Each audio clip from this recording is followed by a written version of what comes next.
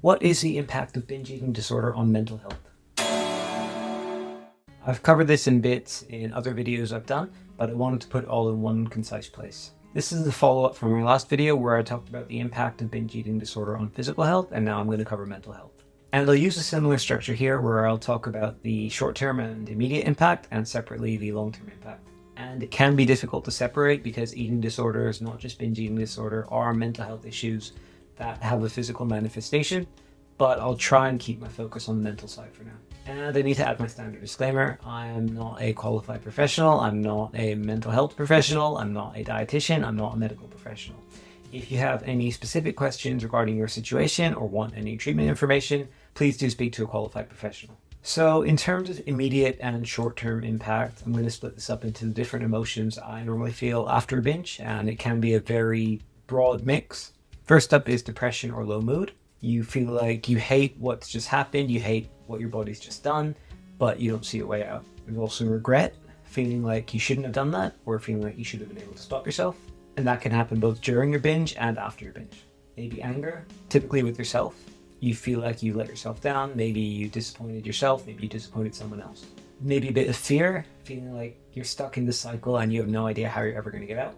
Guilt, which kind of ties in with your feelings of anger, feeling like you've let yourself down or you've let someone else down and you should have done better. Shame, feeling like you're not good enough, feeling like you failed, feeling like you're not strong enough. And of course, wanting to deny or try and hide or disguise how much food you ate. And then of course, a mixture of stress, anxiety, and sadness too. Eating disorders all manifest differently for each individual, and the emotions are different for everyone as well. So me telling you these isn't me saying these are the things that you definitely have to feel. It's very unique to you, your situation, and your circumstances.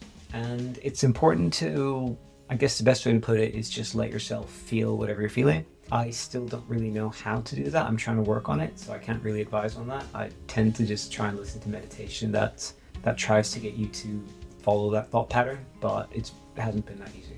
It's something I'm still trying to understand myself a bit more. And then in terms of longer term impact, we can break this down into a few different kinds of symptoms as well.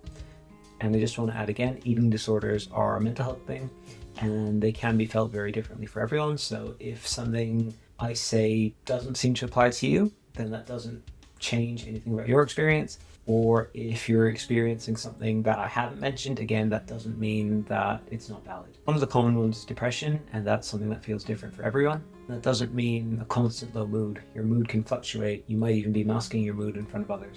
But that repeated feeling of failure, ending up doing something that you know you don't want to do, that feeling of loss of control, all of that will have a knock-on impact. You might find you're dealing with social anxiety and you start to withdraw yourself, so you isolate yourself from other people.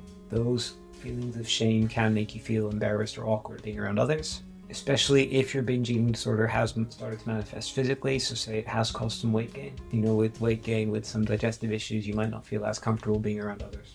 It's not my place to tell you how you should feel about that, but it's not uncommon if you're dealing with something that's caused you to gain weight to feel ashamed or embarrassed. And that can also overlap with depression, just not wanting to be around others when you're depressed. It can lead to a damaged relationship with food, which can have a knock-on impact in your day-to-day life, in your social life, in your relationships. You might end up with a stigma around binge foods. You might feel uncomfortable in situations where you're not in control of the food, or you might just start to feel uneasy around food generally. You might also have feelings of increased trauma, or you might exacerbate existing mental health conditions too. The ongoing emotional roller coaster where you feel the binge trigger, then you have your binge, then you try and recover from your binge, you feel like you failed, and then you repeat that cycle, and then you're still trying to cope with that while dealing with something else. It can be difficult, it can be tiring, it can be traumatizing, and it can have a lasting impact. If there is an emotional or underlying cause for your binge triggers, it can exacerbate that or amplify how intense your emotions are around that. Pretty much every recommended form of treatment for binge eating disorder involves addressing the mental health side. Therapy and counseling are the most common ones. If you are dealing with binge eating disorder